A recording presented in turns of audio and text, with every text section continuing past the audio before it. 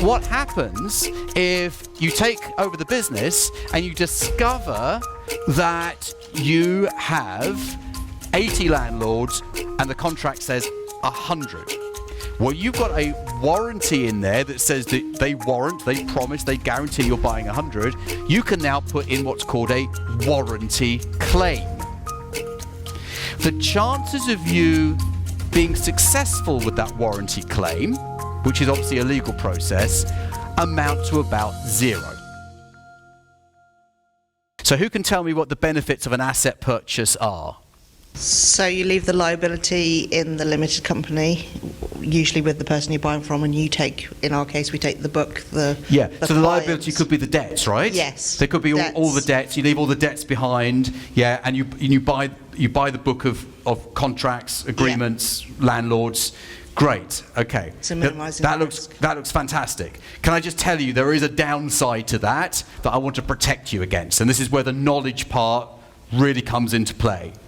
So you're going to leave the owner with XYZ Limited that's got a bounce back loan, some unpaid rent on their offices, some business rates that they haven't paid, and the council's just about to catch up with them, and some other stuff over here that doesn't look very nice. So all the ugly stuff's been left behind and you've got all the good stuff over here. So they're probably going to take some advice from their accountant, and their accountant is going to say, oh, we need to do a liquidation, or possibly one of the creditors gets a little feisty. They do sometimes, and they force the company into administration. So an administrator is appointed, and the administrator says, because this is what administrators do, the administrator says, okay, we're going to sell all the assets of the business to pay off the debts as much as possible. The reality is they know it's not really going to touch the surface, but that's what they've got to do. They say, right, okay, so the assets of the business must be all the contracts and all the, or you've already sold them. Who have you sold them to? Oh, so sold them over here. Right, well, how much did you sell them for? And the immediate reaction of the administrator is, oh, well, you could have sold them for more. Could have sold them for more. Okay, so let's say you bought them for £100,000. They might come knocking on your door and say to you, well, look, they should have been sold to you for £200,000. Either give them back and we'll sell them to someone for 200, but better, actually, you give us another £100,000. Because what you might not realise is that the administrator has the power to unwind that deal and take it all back and sell at the best possible value to get the best return on investment for the creditors. Right, that is the problem. But let me give you the really simple solution. Don't worry, you look really, really worried at this point.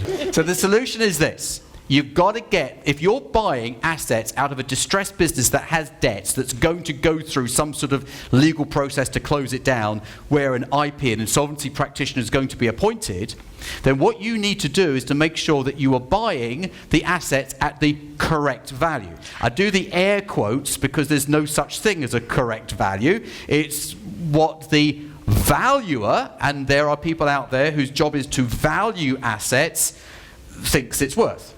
So you would find a valuer with the correct titles and initials after their name. They belong to associations, and you say, look, I want to buy all these assets here, and they've got some contracts, and we thought we'd buy their office furniture as well because we could make some use of that, and they've got some debt, so it's going to go it's insolvent and it's going to be closed down at some point. So the valuer and you together, and that is very important, come up with a number.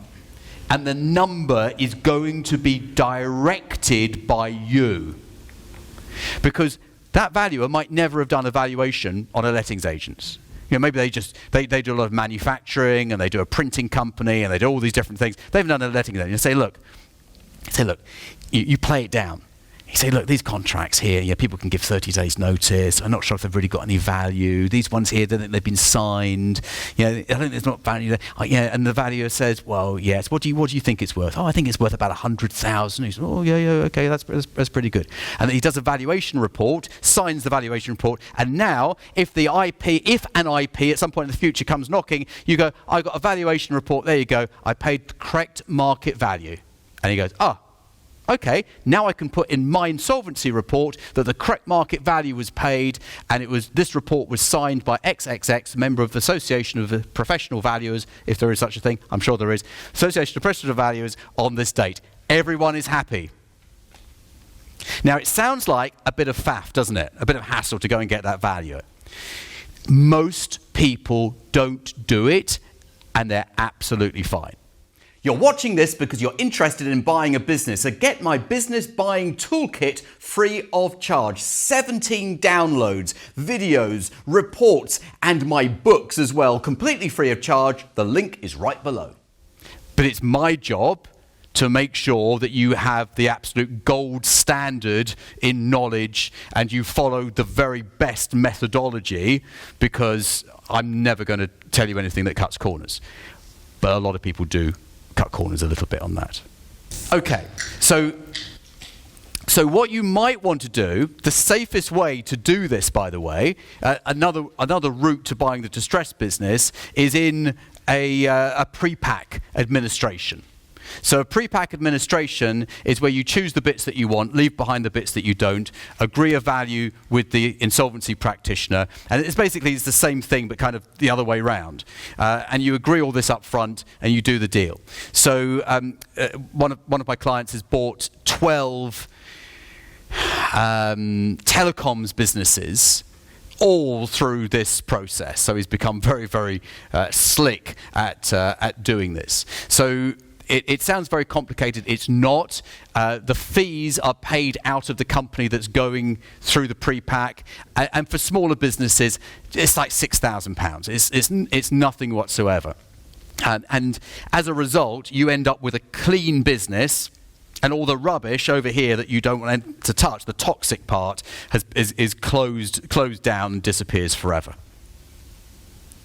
I think with all of these things, it's just doing things in the right order, in the right way, means that you never have anything come back to bite you. You're always, you don't have to look over your shoulder with these things. You're doing it the right way. But then if you're buying a business and buying the whole company, then you need that sale and purchase agreement. Now, someone asked me earlier, what happens if you bought the business and then something comes out of the woodwork later? Well, there are two protections in the sale and purchase agreement, and these are typically the largest part of the sales and purchase agreement. It's the warranties and it's the indemnities. So the warranties are effectively the promises, the guarantees.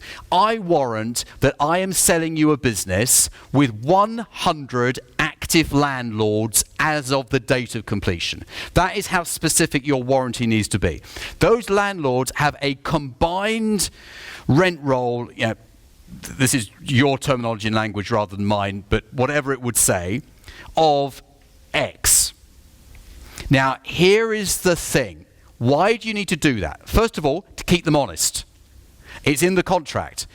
We told them there was 100 landlords, but we know that 20 are moving on. So it's really only 80, but maybe they won't ask about that. Maybe they won't notice. As soon as they see it appear in the contract, they come clean. Now, what does that give you the opportunity to do? Renegotiate the price or the terms, and probably both. Now, what happens if you take over the business and you discover that you have 80 landlords and the contract says 100? Well, you've got a warranty in there that says that they warrant, they promise, they guarantee you're buying 100. You can now put in what's called a warranty claim. The chances of you being successful with that warranty claim, which is obviously a legal process, amount to about 0.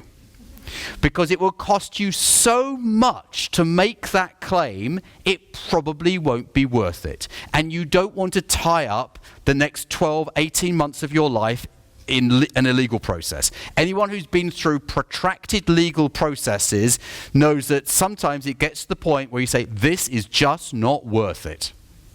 Okay?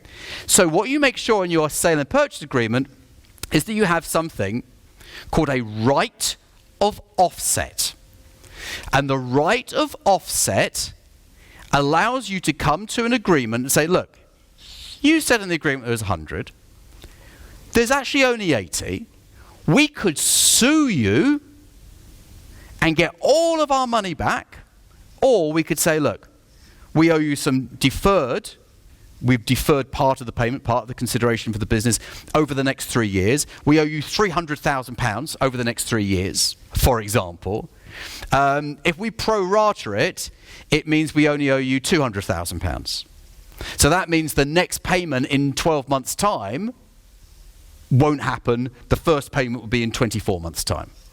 Because I wouldn't knock off the end one, I'd knock off the closest one to give me more breathing space to the first payment rather than, I don't care about the end payment, I care about the one that's imminent.